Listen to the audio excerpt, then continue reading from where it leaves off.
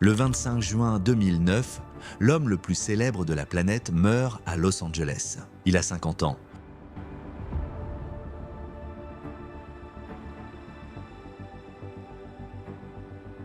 Le monde entier pleure le roi de la pop. Des millions de personnes, sur tous les continents, partagent le même deuil. Mais dans les bureaux des avocats et les regards des banquiers, on découvre une autre histoire. Une histoire que le public ne connaît pas. Michael Jackson est mort en devant près de 500 millions de dollars. 500 millions de dollars de dettes, des prêts en défaut de paiement, des intérêts qui couraient à un rythme vertigineux. Plus de 65 créanciers qui réclamaient leur dû. L'homme qui avait vendu plus de disques que presque quiconque dans l'histoire était, sur le papier, en faillite. Et puis il s'est passé quelque chose que personne n'avait prévu. Dans les années qui ont suivi sa mort, l'empire de Michael Jackson n'a pas sombré. Il a explosé.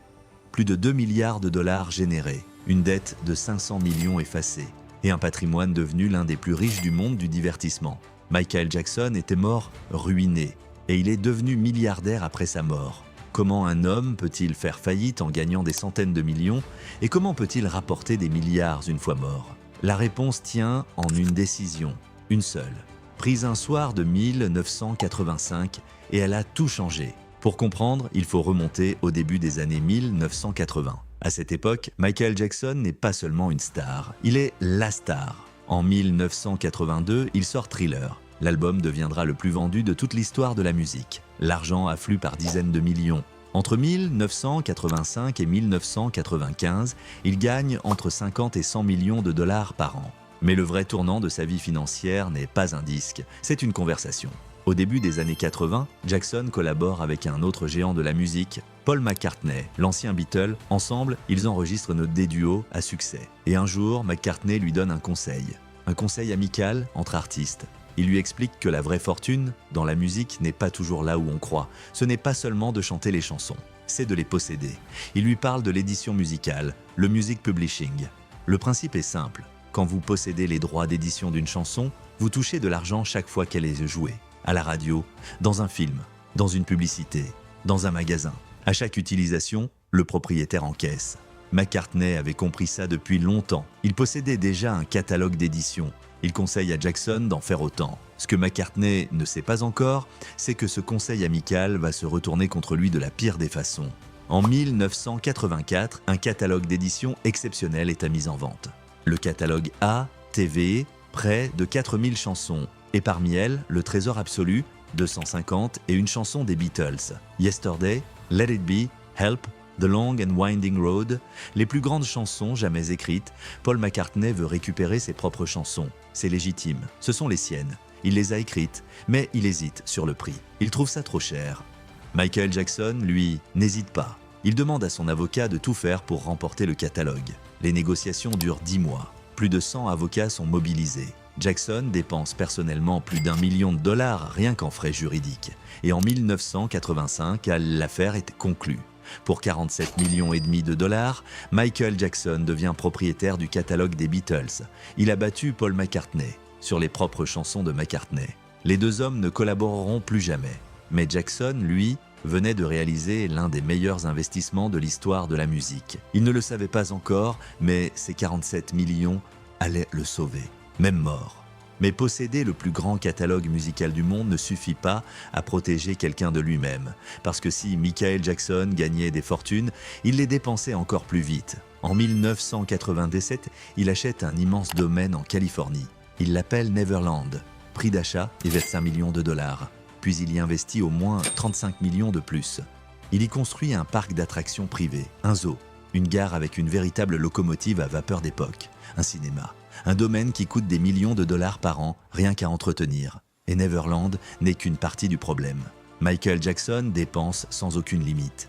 Des dizaines de milliers de dollars par jour, en bijoux, en œuvres d'art, en meubles, ensuite d'hôtels, en voyages. Selon un expert comptable qui témoignera plus tard sous serment, Jackson dépensait jusqu'à 50 millions de dollars par an, bien plus que ce que même lui pouvait gagner. Alors il fait ce que font les gens qui dépensent plus qu'ils ne gagnent, il emprunte. Et il a une garantie en or pour ses emprunts. Sa moitié du catalogue Sony/A TV. Car en 1995, Jackson avait fusionné son catalogue avec celui de Sony. Ensemble, ils forment Sony/ATV, l'un des plus grands éditeurs musicaux du monde. Jackson en détient la moitié. Cette participation vaut des centaines de millions. Alors les banques de lui prêtent volontiers en échange de cette garantie. À un moment, Jackson contracte un prêt de 270 millions de dollars gagé sur son catalogue. Et il dépense les 270 millions, plus 126 millions de plus. À la fin de sa vie, selon certains témoignages, Jackson accumulait de la dette à un rythme de 30 millions de dollars par an. L'homme qui possédait les Beatles était en train de couler sous ses propres dépenses. En 2008, étranglé par les dettes, Jackson doit renoncer à Neverland, le domaine qui symbolisait son rêve. Il le perd. Et il prépare son grand retour, une série de concerts à Londres pour renflouer ses finances. 50 concerts, la tournée qui devait tout sauver. Elle s'appelait This Is It. Elle n'aura jamais lieu. Le 25 juin 2009, à quelques semaines du premier concert, Michael Jackson meurt. Au moment de sa mort, le bilan est catastrophique. Près de 500 millions de dollars de dettes, des prêts en défaut, des créanciers partout. Sur le papier, l'Empire est en ruine. La gestion du patrimoine est confiée à deux hommes. John Branca, l'avocat qui, justement, avait négocié l'achat du catalogue des Beatles en 1985. Et John McLean, un cadre de l'industrie musicale. Leur mission semble impossible, sauver un patrimoine écrasé par les dettes, et c'est là que se produit le retournement le plus spectaculaire de l'histoire financière du divertissement. D'abord, il y a la mort elle-même. Brutalement, le monde entier veut du Michael Jackson. Les ventes de disques explosent. Dans les mois qui suivent, il vend des dizaines de millions d'albums. Ensuite, les exécuteurs autorisent un film. Un documentaire monté à partir des répétitions de la tournée qui n'a jamais eu lieu. This Is It. Le film rapporte plus de 300 millions de dollars au box-office mondial. Puis viennent les spectacles du Cirque du Soleil, les accords de licence, les rééditions, une comédie musicale à Broadway, mais le coup de génie, le vrai, concerne le catalogue. En 2016, les exécuteurs vendent la moitié de Jackson dans Sony/ATV, sa part du catalogue contenant les Beatles, à Sony. Le prix, 750 millions de dollars. Souvenez-vous, Jackson avait acheté ce catalogue en 1985 pour 47 millions et demi. 30 ans plus tard, sa moitié à elle seule est vendue pour 750 millions. Le conseil que Paul McCartney lui avait donné en studio des décennies plus tôt venait de sauver le patrimoine de Michael Jackson. Et ce n'était pas fini. En 2024, le patrimoine vend la moitié des droits sur la musique propre de Jackson à Sony, dans un accord valorisant ses actifs musicaux à plus d'1 milliard de dollars. Au total, depuis sa mort, l'empire Michael Jackson a généré plus de 2 milliards de dollars. L'homme mort en faillite était devenu, post-mortem, l'un des artistes les plus rentables de tous les temps. L'histoire financière de Michael Jackson tient dans un paradoxe brutal. Le même homme a pris l'une des meilleures décisions d'investissement de l'histoire de la musique et a accumulé l'une des pires faillites personnelles du monde du spectacle. En même temps, dans la même vie. D'un côté, il y a le génie. En 1985, Jackson comprend une chose que la plupart des artistes ne comprennent jamais. La vraie valeur n'est pas dans la célébrité, elle est dans la propriété. Posséder les droits, posséder les chansons, posséder l'actif qui rapporte encore et encore, longtemps après que la musique a été enregistrée. C'est exactement ce qui sauvera son patrimoine. De l'autre côté, il y a l'autodestruction. Jackson n'a jamais su séparer ce qu'il gagnait de ce qu'il possédait. Il a traité un actif d'1 demi-milliard de dollars comme une carte de crédit. Il a emprunté contre son trésor pour financer un train de vie intenable. Et c'est là toute la leçon. Un actif exceptionnel ne protège pas de mauvaises habitudes financières. On peut posséder la plus belle chose du monde et la mettre en jeu, encan après encan, jusqu'à presque tout perdre.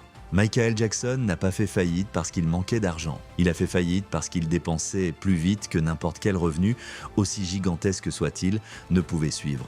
Et il y a une ironie finale presque cruelle. Il a fallu que Michael Jackson meure, qu'il cesse de dépenser pour que son empire devienne enfin ce qu'il aurait toujours pu être. Vivant, son génie financier était dévoré par ses excès. Mort, le génie est resté.